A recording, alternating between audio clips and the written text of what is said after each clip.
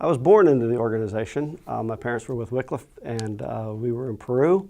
Or actually, they were in Peru for 5 years, and I was born on their first furlough. So I'm sort of a product of the organization.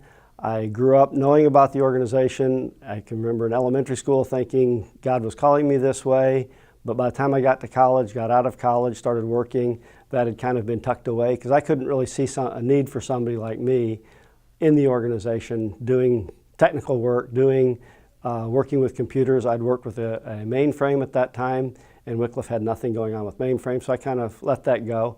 Then a couple years later, actually about 7 years later, my wife and I went to visit my parents in Africa, and while I was on that trip, I noticed this was purely vacation, and I knew that there was nothing for me at this point in Wycliffe. I was there, and I saw that there was lots of things that I could do that were just using my technical skills, from fixing a solar water heater, figuring out why it wasn't working, to coming up with just designing a solar system to run lights and some fans for a guy that was living out on the edge of the Sahara Desert.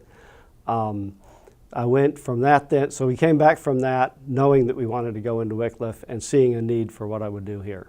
What I do now is I manage a couple of help desks, our local help desk and our here at JARS, and our global help desk.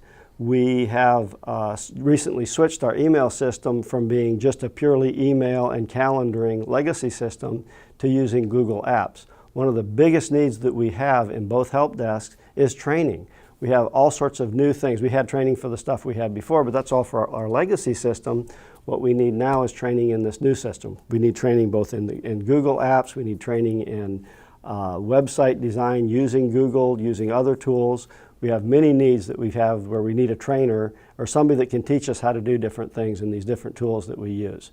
So how does this affect Bible translation? If you're the guy out in the village that doesn't have any technical support and all you've got a connection, your only connection to the internet is a satellite phone, your access to technical support through our help desk, through our global help desk, is highly important. When you call, you know that you're going to get somebody who understands the restraints of a really tight network. When you get training, for a training coordinator, for somebody that cannot provide this training for us, you know you're going to get somebody who's going to be understanding of working in a remote village, this sort of thing. Does this affect Bible translation? I would say, oh yeah, the things that we do here really affect Bible translation.